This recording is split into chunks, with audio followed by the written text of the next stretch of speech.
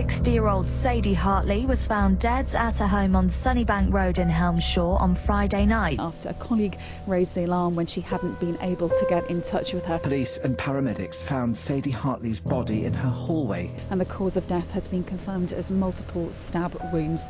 The attack was a targeted and ferocious one on a lady who was home alone at the time she was killed.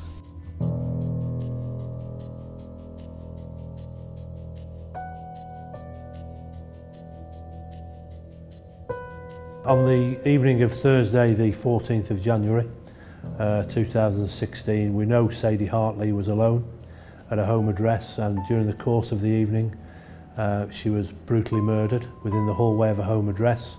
Sadie lived with a partner, Ian Johnston. At the time of the offence he was away, he was out of the country skiing, so it was imperative that we made contact with him to try and identify, if there was any reason why this offence could have taken place, because at the early stages there didn't seem to be any reason why someone would attend the address at Helmshire and commit this dreadful, dreadful crime. As a result of the interviews with Ian Johnston, our suspicions began to fall upon Sarah Williams. Probably about 2 or 3 years prior to the incident taking place, Ian Johnston had had a brief relationship with the defendant, Sarah Williams. This was only brief, and very quickly the relationship ended. However, despite the brief nature of the relationship, it was very, very apparent that Sarah Williams had become quite obsessed with Ian and was not prepared to let this relationship end. Police have charged a 34-year-old woman with the murder of a businesswoman at her home in Lancashire. Police are also continuing to question a second 55-year-old woman on suspicion of murder. She's also from Chester. Following the arrest of Sarah, further suspicions then began to fall upon her good friend Katrina Walsh. We began to assemble a picture, a jigsaw for want of a better term, about the life of Sadie, the life of Ian, and also of Sarah Williams and Katrina Walsh. We worked tirelessly over many, many days and weeks initially. A lot of traditional police inquiries, house-to-house inquiries, CCTV evidence, and ultimately, the forensic examination of the home address of both Sadie and, more importantly, of Sarah Williams and Katrina Walsh was instrumental in building a very, very good prosecution case. We recovered the DNA of Sadie Hartley on the bath of Sarah Williams.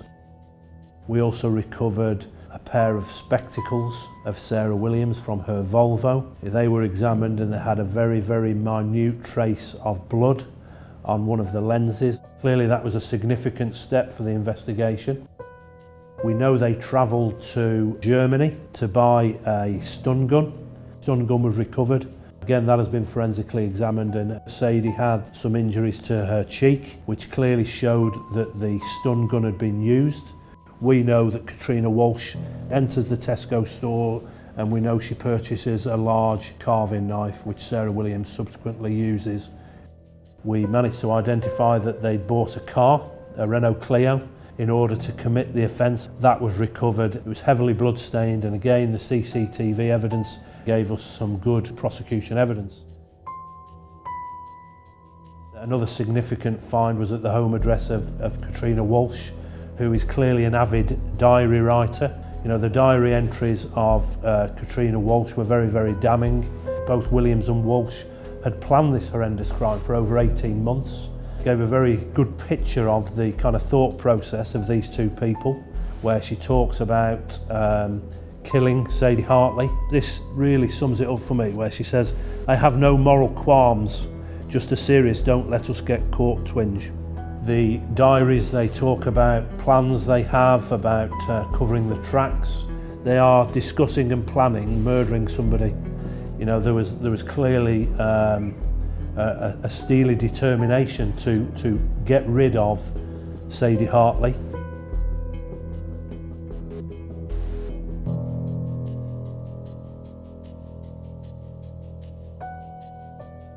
We know a week before the actual offence taking place that both Sarah Williams and Katrina Walsh again visited the area on Sunnybank Road before going to Tesco's nearby and purchasing a a bunch of chrysanthemums.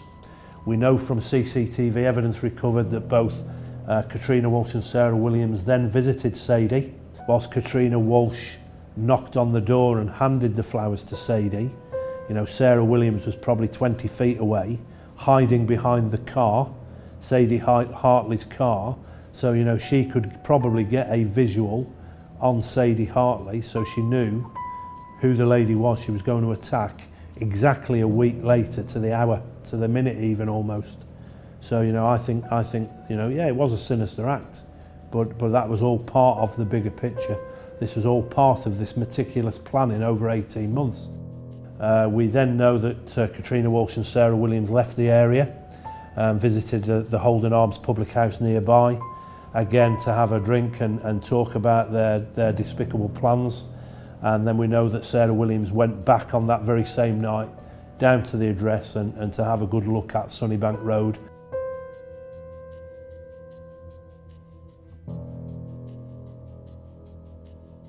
We know that Sadie had been working during the day, that she returned home late afternoon, early evening time, and then went out to a stables to tend to a horse.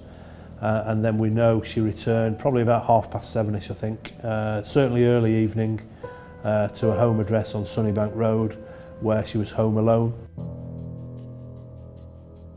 We know that Katrina Walsh and Sarah Williams met at the home address of Sarah Williams before Sarah Williams made the journey across from Chester. So her home address was on Treeborth Road.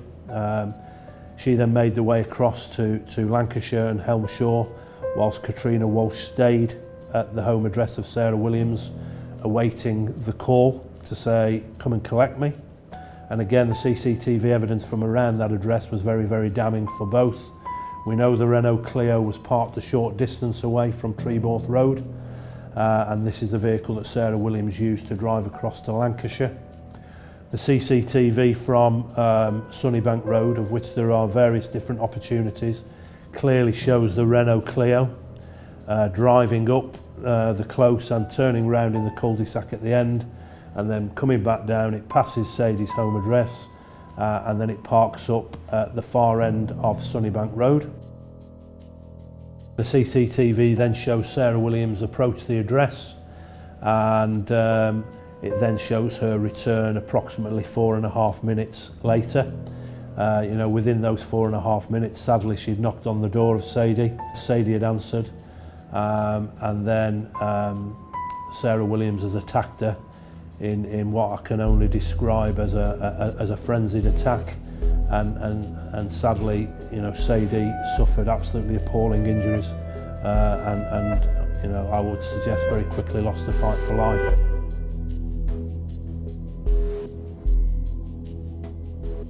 Sarah Williams can be seen leaving via the CCTV, making her way back to a car, and then we plot that car as it travels all the way back from Helmshaw back to the car park in Ellesmere Port.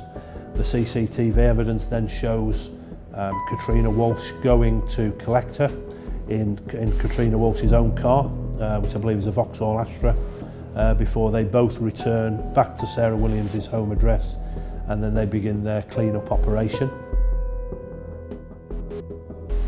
Clearly Sarah Williams, I would suggest, showered at the address, which is why we recovered blood from the bath, DNA from the bath, and we know that Katrina Walsh returned to her home address on Hare Lane nearby, and again began to dispose of the evidence to cut up the clothing, to try and destroy the boots that Sarah Williams had bought. And then subsequently we know that Katrina Walsh went to Collins Farm, where she began to discard the evidence and hide the evidence. Subsequently, when arrested and interviewed, she made a reasonable number of admissions in relation to her involvement, and took members of the investigation team back to Collins Farm, where we recovered the stun gun, we recovered some diary notes, and we recovered the murder weapon itself. All of which both implicated Sarah Williams, but also Katrina Walsh.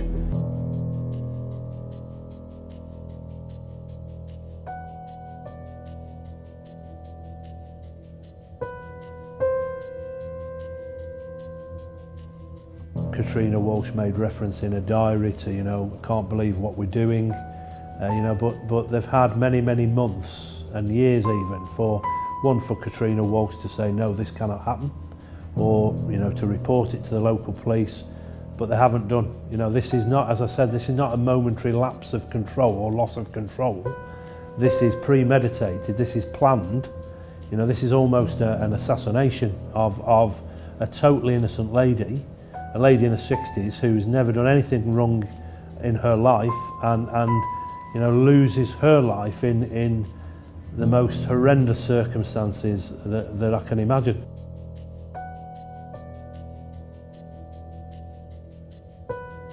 Sarah Williams and Katrina Walsh are not the only people with a life sentence in respect to what's happened, because Charlotte, Harry, Gary, Ian Johnston and the siblings of Sadie, I'm not sure will ever get over it.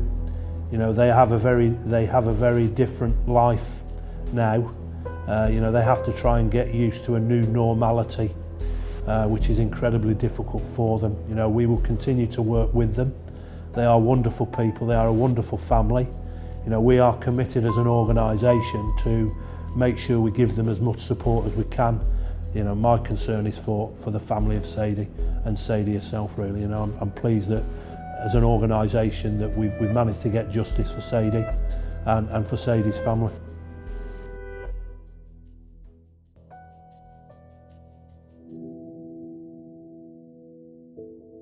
Well, I just got engaged about 3 days before I got the phone call, so I was from an incredible high to an incredible low. It was just undescribable. You never think it would happen to you, and that moment in time, all you want to do is be back home. But I knew she wasn't going to be there when I got back anyway.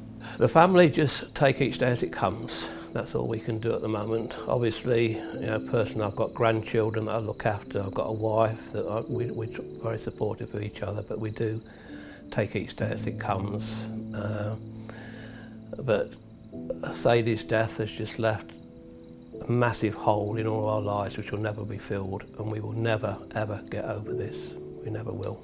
She's always going to be missed, and there'll be times throughout our lives where we think Sadie should have been here now to be part of this family time. Just for the inspiration she was to many people. She just literally lit up a room.